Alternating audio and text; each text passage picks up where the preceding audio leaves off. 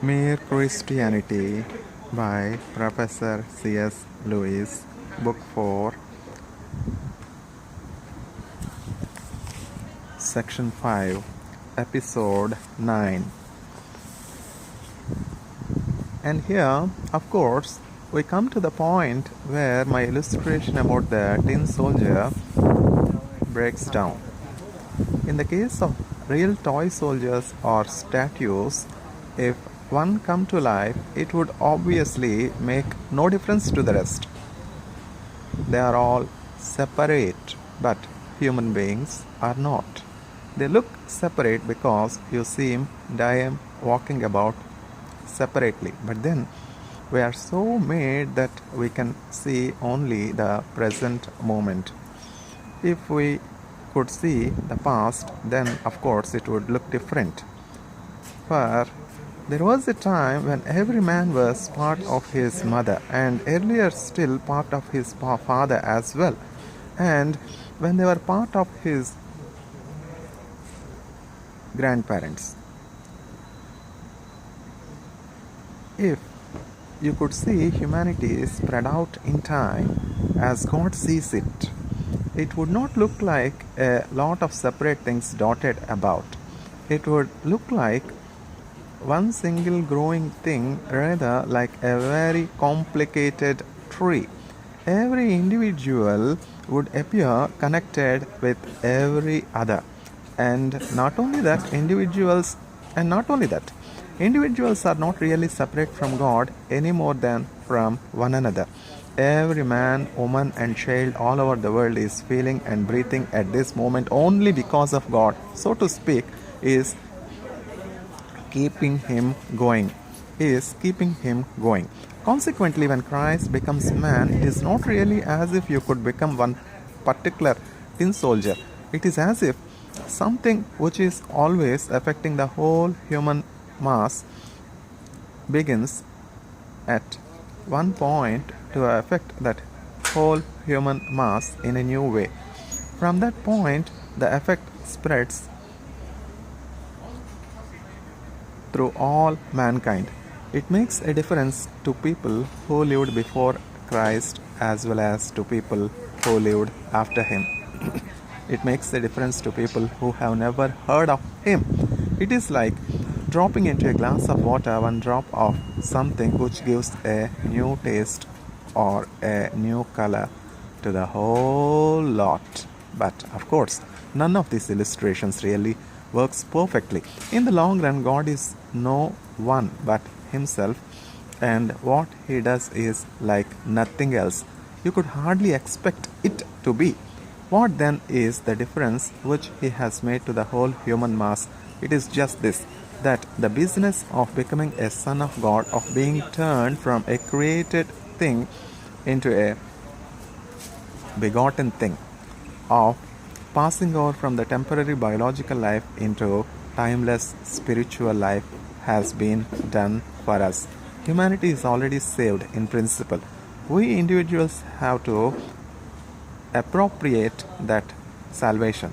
But the really tough work, the bit we could not have done for ourselves, has been done for us. We have not got to try to climb up into spiritual life by our own efforts. It has already come down into the human race. If we will only lay ourselves open to the one man in whom it was fully present, and who, in spite of being God, is also a real man, he will do it in us and for us. Remember what I said about good infection. One of our own race has this new life. If we get close to him, we shall catch it from him. Of course, you can express this in all sorts of different ways. You can say that Christ died for our sins. You may say that the Father has forgiven us because Christ has done for us what we ought to have done. You may say that we are washed in the blood of the Lamb. You may say that Christ has defeated death. They are all true. If any of them do not appeal to you, leave it alone and get on with the formula that does. And whatever you do, do not start quarreling with other people because they use a different formula from yours. Mere Christianity, Book 4, Section 6. 2 notes. In order to avoid misunderstanding, I here add notes on 2 points arising out of the last chapter. 1. One sensible critic wrote asking me why, if God wanted sons instead of toy soldiers, he did not beget many sons at the outset instead of first making toy soldiers and then bringing them to life by such a difficult and painful process. One part of the answer to this question is fairly easy, the other part is probably beyond all human knowledge. The easy part is this: the process of being turned from a creature into a son would not have been difficult or painful if the human race had not turned away from God centuries ago.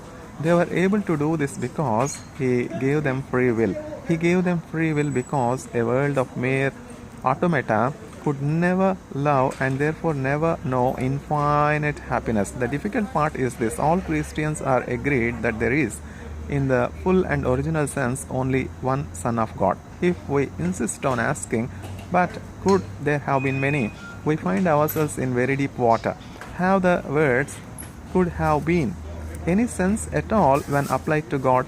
You can say that one particular finite thing could have been different from what it is, because it would have been different if something else had been different, and the something else would have been different if some third thing had been different, and so on.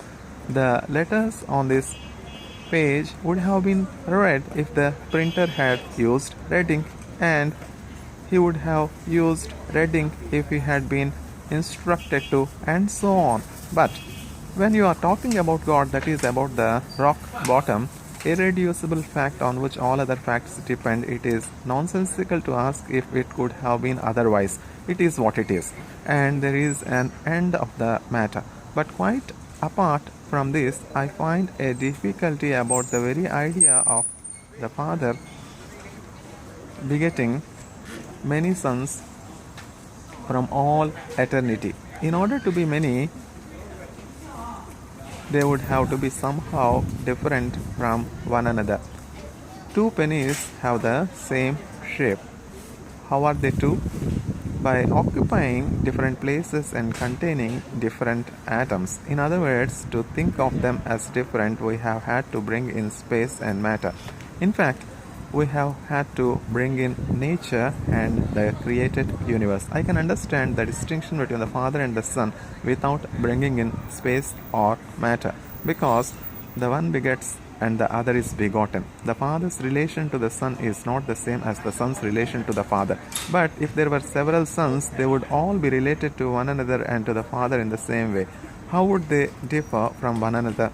One does not notice the difficulty at first, of course. One thinks one can form the idea of several sons, but when I think closely, I find that the idea seemed possible only because I was vaguely imagining them as human forms standing about together in some kind of space.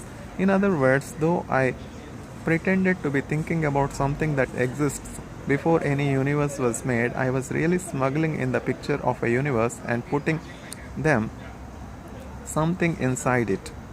When I stop doing that and still try to think of the Father begetting many sons before all worlds, I find I am not really thinking of anything. The idea fades away into mere words. Was nature, space, and time and matter created precisely in order to make manyness possible? Is there perhaps no other way of getting many eternal spirits except by first making many natural creatures in a universe and then spiritualizing them?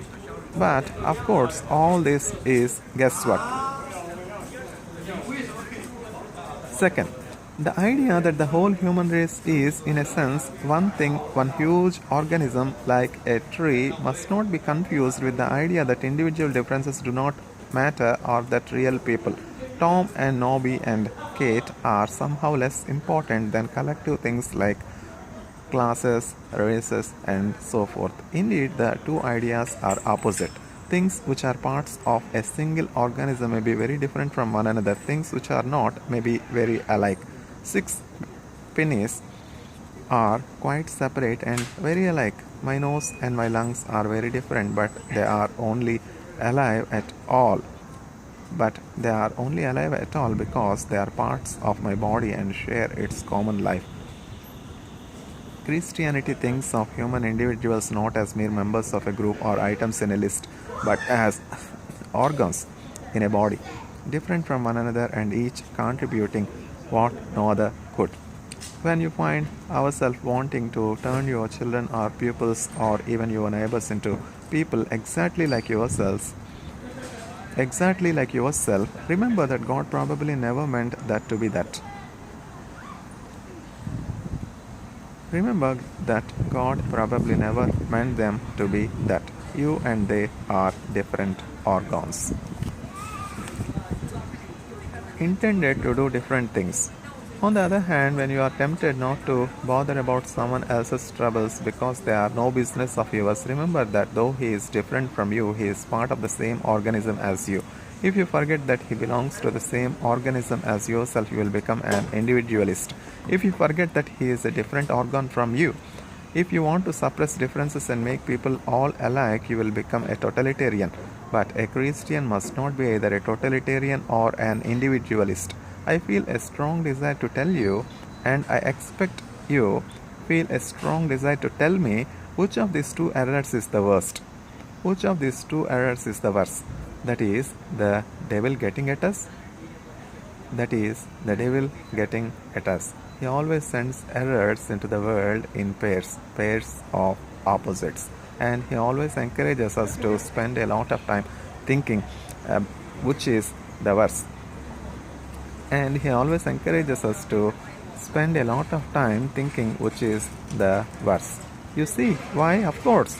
He relies on your extra dislike of the one error to draw you gradually into the opposite one. But do not let us be fooled. We have to keep our eyes on the goal and go straight through between both errors. We have no other concern than that with either of them. Mere Christianity by Professor C.S. Lewis, Book 4, Section 7. Let's pretend. May I once again start by putting two pictures or two stories rather into your minds? One is the story you have all read about beauty, that you have all read, called Beauty and the Beast. One is the story you have all read called Beauty and the Beast. The girl, you remember, had to marry a monster for some reason, and she did. She kissed it as if it were a man, and then, much to her relief, it really turned into a man and all went well. The other story is about someone who had to wear a mask which made him look much nicer than he really was. He had to wear it for a year. And when he took it off, he found his own face and had grown to fit it. He was now really beautiful. What had begun as disguise had become a reality. I think both these stories may, in a fanciful way of course, help to illustrate what I have to say in this chapter. Up till now, I have been trying to describe facts, what God is and what He has done. Now I want to talk about practice. What do we do next? What difference does all this theology make? It can start making a difference tonight. If you are interested enough to have read thus far, you are probably interested enough to make a shot at saying your prayers, and whatever else you say, you will probably say the Lord's Prayer. Its very first words are Our Father. Do you now see what those words mean? They mean quite frankly that you are putting yourself in the place of a son of God. To put it bluntly, you are dressing up as Christ. If you like, you are pretending, because of course the moment you realize what the words mean, you realize that you are not a son of God. You are not being like the Son of God, whose will and interests are at one with those of the Father. You are a bundle of self centered fears, hopes, greeds, jealousies, and self conceit, all doomed to death. So that, in a way, this dressing up as Christ is a piece of outrageous chic. But the odd thing is that He has ordered us to do it. Why? What is the good of pretending to be what you are not? Well, even on the human level, there are two kinds of pretending. There is a bad kind where the pretense is there instead of a real thing. As when a man pretends he is going to help you instead of really helping you. But there is also a good kind where the pretense leads up to the real thing. When you are not feeling particularly friendly but know you ought to be, the best thing you can do very often is to put on a friendly manner and behave as if you are a nicer person than you actually are.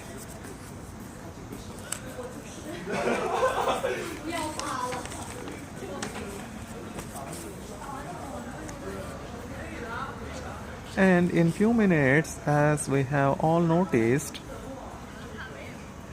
you will be really feeling friendlier than you are. Very often, the only way to get equality in reality is to start behaving as if you had it already. That is why children's games are so important. They are always pretending to be grown-ups, playing soldiers, playing shop. But all it but all the time they are hardening their muscles and sharpening their wits so that the pretense of being grown up helps them to grow up in earnest.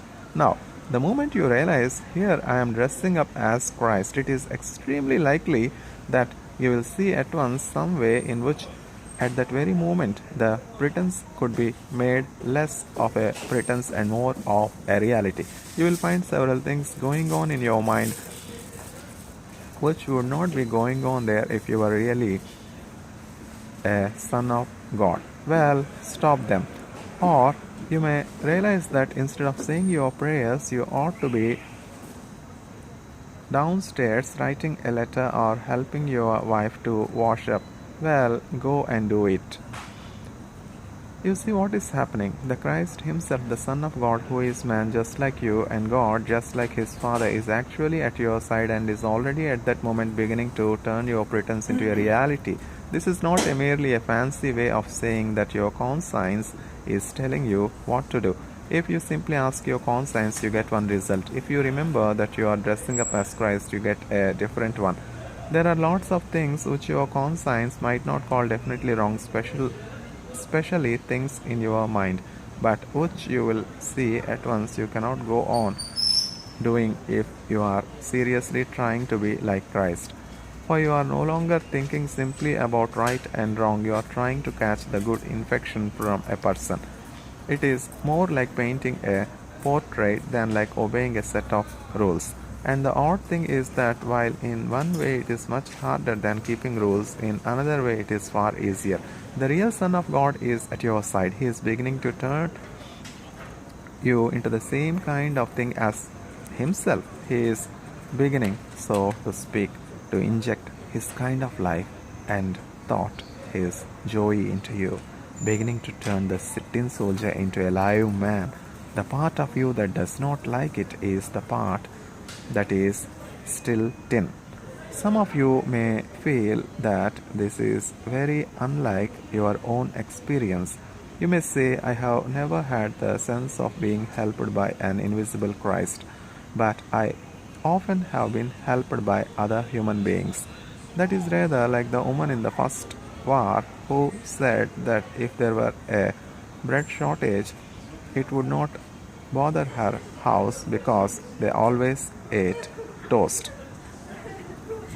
If there is no bread, there will be no toast. If there were no help from Christ, there would be no help from human beings. The works on us in all sorts of ways, not only through what we think our religious life. He works on us in all sorts of ways, not only through what we think our religious life. He works through nature, through our own bodies, through books, sometimes through experiences which seem at the time anti-Christian. When a young man who has been going to church in a routine way honestly realizes that he does not believe in Christianity and stops going, provided he does it for honesty's sake and not just to annoy his parents, the Spirit of Christ is probably nearer to him than it ever was before. But above all, he works on us through each other.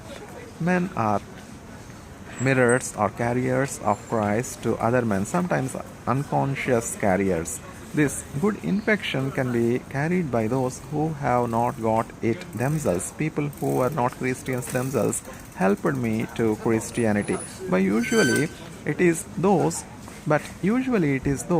who know him that bring him to others. That is why the church, the whole body of Christians, showing him to one another is so important. You might say that when two Christians are following Christ together, there is not twice as much Christianity as when they are apart, but 16 times as much. But do not forget this. At first, it is natural for a baby to take its mother's milk without knowing its mother. It is equally natural for us to see the man who helps us without seeing Christ behind him. But we must not remain babies. We must go on to recognize the real giver. It is madness not to. Because if we do not, we shall be relying on human beings, and that is going to let us down. The best of them will make mistakes. All of them will die. We must be thankful to all the people who have helped us, but must honor them and love them. We must be thankful to all people who have helped us. We must honor them and love them. But never pin your whole faith on any human being, not if he is the best and wisest in the whole world. But never pin your whole faith on any human being, not if he is the best and wisest in the whole world.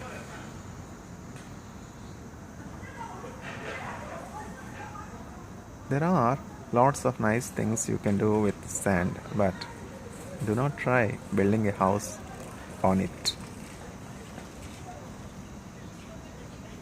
And now we begin to see what it is that the New Testament is always talking about. It talks about Christians being born again.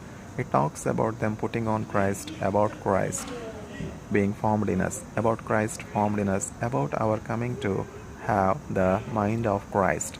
Put right out of your head the idea that these are only fancy ways of saying that Christians are to read what Christ said and try to carry it out as a man may read what Plato and Marx said and try to carry it out.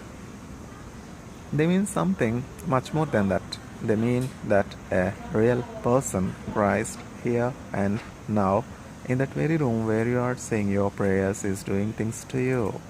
It is not a question of a good man who died 2000 years ago. It is a living man, still as much as a man as you and still as much God as he was when he created the world. Really coming and interfering with your very self, killing the old natural self in you and replacing it with the kind of self he has. At first only for moments, then for long periods. Finally, if all goes well, turning you permanently into a different sort of thing, into a new little Christ, a being which in its own small way has the same kind of life as God, which shares in his power, joy, knowledge, and eternity. And soon we make two other discoveries. One, we begin to notice, besides our particular sinful acts, our sinfulness, begin to be alarmed not only about what we do but about what we are. This may sound rather difficult, so I will try to make it clear from my own case. When I come to my evening prayers and try to reckon up the sins of the day, 9 times out of 10 the most obvious one is some sin against charity.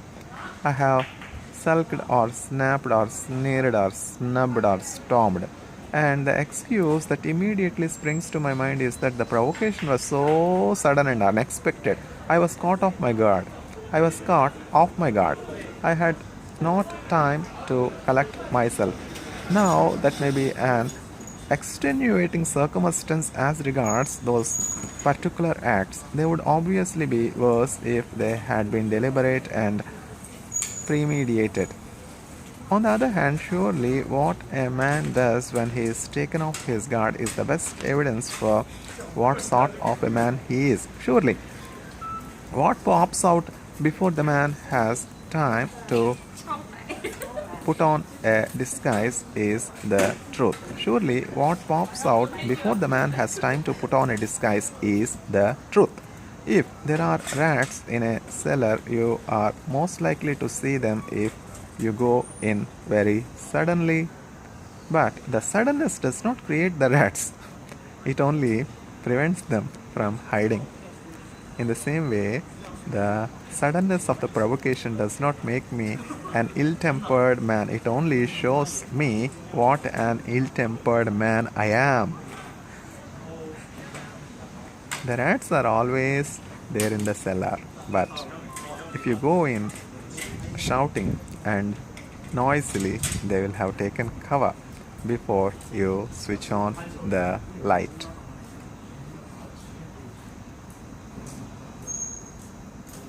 Apparently, the rats of resentment and vindicativeness are always there in the cellar of my soul.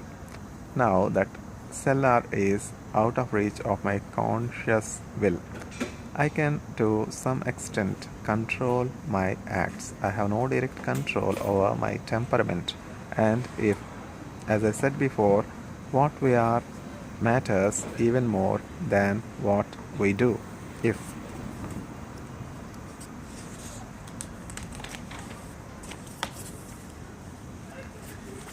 indeed what we do matters chiefly as evidence of what we are, then it follows that the change which I most need to undergo is a change that my own direct voluntary efforts cannot bring about, and this applies to my good actions too.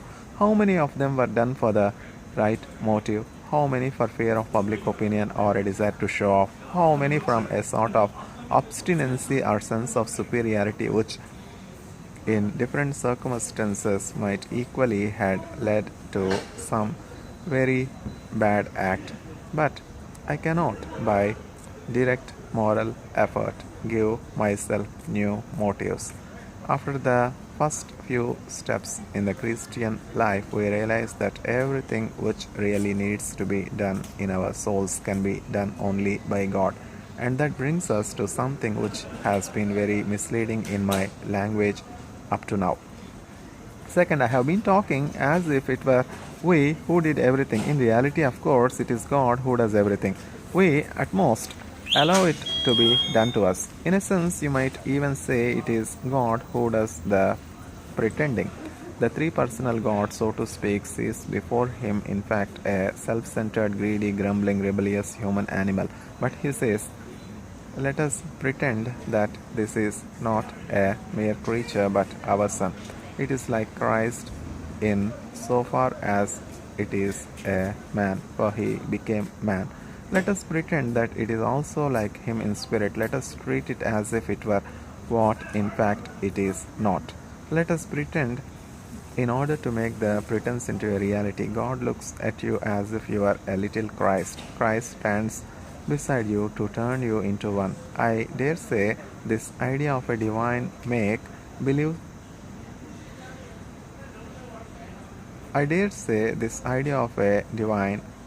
believe sounds rather strange at first, but is it so strange really? Is not that how the higher thing always rises the lower?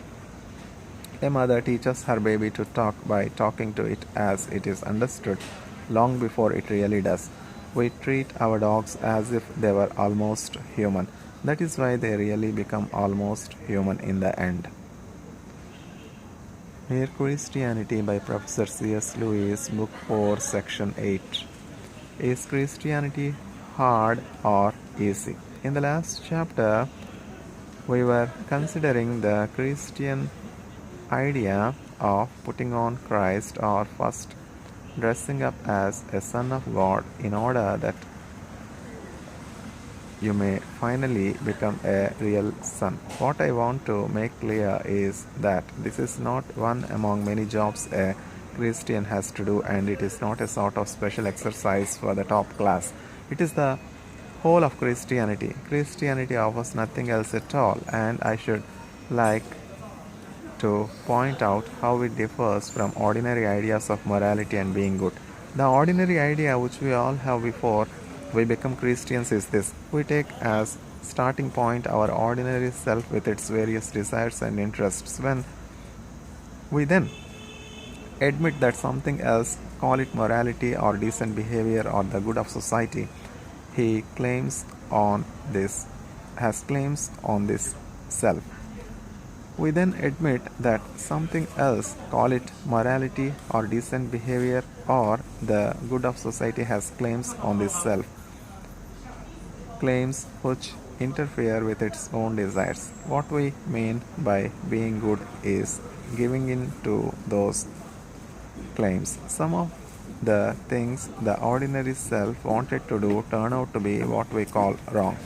Well, we must give them up. Other things which the self did not want to do turn out to be what we call right. Well, we shall have to do them. But we are hoping all the time that when all the demands have been met, the poor natural self will still have some chance and some time to get on with its own life and do what it likes. In fact, we are very like an honest man paying his taxes. He pays them all right, but he does hope that there will be enough left over for him to live on, because we are still taking our natural self as the starting point. As long as we are thinking that way, one or other of two results is likely to follow. Either we give up trying to be good, or else we become very unhappy indeed. For make no mistake, if you are really going to try to meet all the demands made on the natural self, it will not have enough left over to live on. The more you obey your conscience, the more your conscience will demand of you, and your natural self, which is thus being starved and hampered and worried at every turn, will get angrier and angrier. In the end, you will either give up trying to be good, or else become one of those people who, as they say, live for others but always in a discontented, grumbling way, always wondering why the others do not notice it more, and always making a martyr of yourself. And once you have become that, you will be a far greater pest to anyone who has to live with you than you would have been if you had remained frankly selfish. The Christian way is different, harder and easier. Christ says, "Give me all. I don't want so much of your time and so much of your money and so much of your work. I want you. I have not come to torment your natural self but to kill it. No half measures are any good. I don't want to cut off a branch here and a branch there. I want to have the whole tree down. I don't want to drill the tooth or crown it or stop it, but to have it out. Hand over the whole natural self, all the desires which you think innocent as well as the ones you think wicked, the whole outfit. I will give you a new self instead. I will give you a new self instead. In fact, I will give you myself. My own will shall become yours." Both harder and easier than what we are all trying to do. You have noticed, I expect, that Christ himself sometimes describes the Christian way as very hard, sometimes as very easy. He says, "Take up your cross." In other words, it is like going to be beaten to death in a concentration camp. Next minute, he says, "My yoke is easy and my burden light." He means both, and one can just see why both are true. Teachers will tell you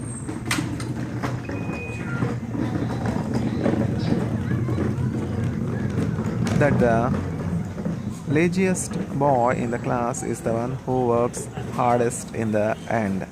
They mean this. If you give two boys, say, a proposition in geometry to do, the one who is prepared to take trouble will try to understand it. The lazy boy will try to learn it by heart because for the moment that needs less effort. But 6 months later, when they are preparing for an exam, the lazy boy is doing hours and hours of miserable drudgery over things the other boy understands and positively enjoys in a few minutes. Laziness means more work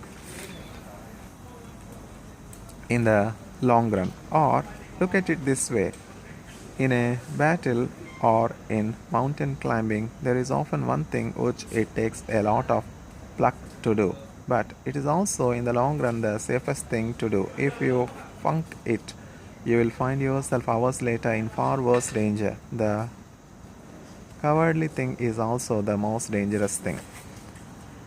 It is like that here. The terrible thing, the almost impossible thing, is to hand over your whole self, all your wishes and precautions to Christ. But it is far easier than what we are all trying to do instead. For what we are trying to do is to remain what we call ourselves, to keep personal happiness as our great aim in life, and yet at the same time be good. We are all trying to let our mind and heart go their own way, centered on money or pleasure or ambition, and hoping, in spite of this, to behave honestly and chastely and humbly. And that is exactly what Christ warned us you could not do. As he said, a thistle cannot produce figs. If I am a field that contains nothing but grass seed, I cannot produce wheat. Cutting the grass may keep it short, but I shall still produce grass and no wheat. If I want to produce wheat, the change must go deeper than the surface. It must be plowed up and resown. It must be plowed up and resown.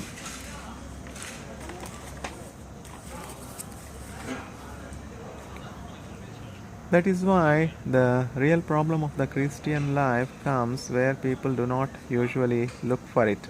It comes the very moment you wake up each morning. All your wishes and hopes for the day rush at you like wild animals, and the first job each morning consists simply in shoving them all back, in listening to that other voice, taking that other point of view, letting that other, larger, stronger, quieter life come flowing in. And so on all day, standing back from all your natural fussings and frettings, coming in out of the wind. We can only do it for moments at first. But from those moments, the new sort of life will be spreading through our system because now we are letting Him work at the right part of us. It is the difference between paint, which is merely laid on the surface, and a dye or stain which soaks right through. He never talked vague, idealistic gas when he said, "Be perfect." He meant it.